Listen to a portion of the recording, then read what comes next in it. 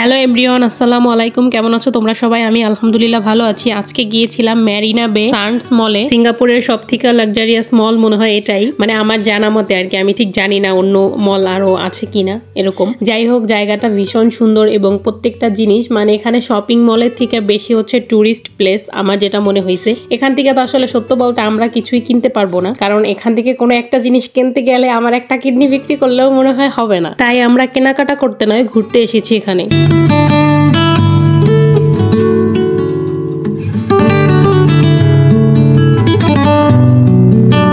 এখানকার এই ঘড়িগুলো প্রতিটা ঘড়িরই দাম ছিল লাখের উপরে। সত্যি বলতে এত দামি ঘড়ি তো কেনার মতো কোনো অ্যাবিলিটি আমাদের নেই, তারপরও দেখতে গেলাম, ভালো লাগছে। ঘড়িগুলো আসলেও সুন্দর।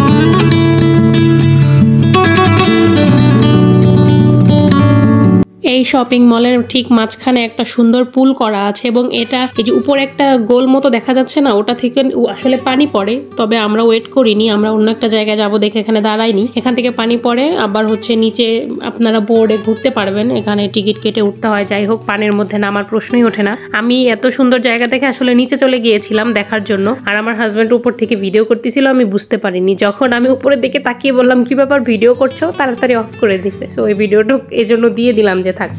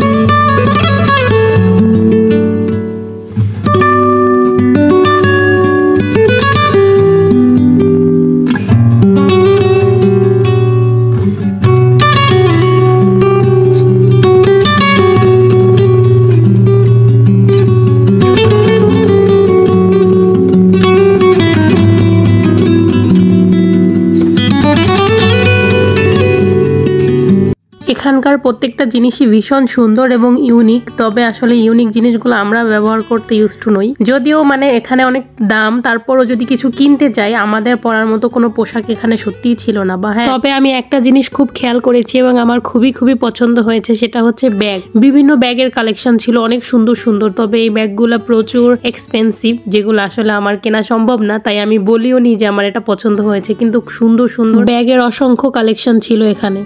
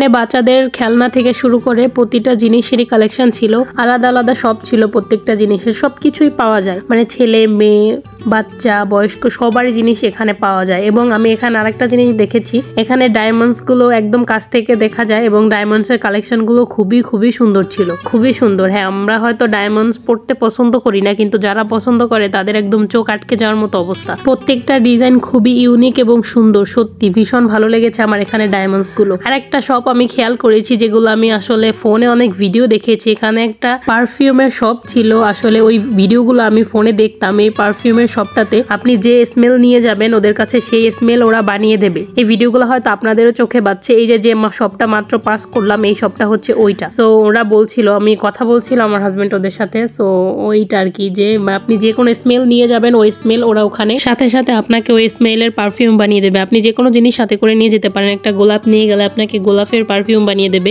স্ট্রবেরি নিয়ে গেলে স্ট্রবেরির, মানে যে কোনো জিনিস আপনি যেটাই সাথে করে নিয়ে যাবেন ওইটার স্মেলে আপনাকে পারফিউম সাথে সাথে তারা তৈরি করে দিবে। তাছাড়া ওদের শপে আলাদা নিজেদের অনেক পারফিউম আছে, অনেক দামি ব্র্যান্ডের, এগুলো আপনারা চাইলে কিনতে পারবেন।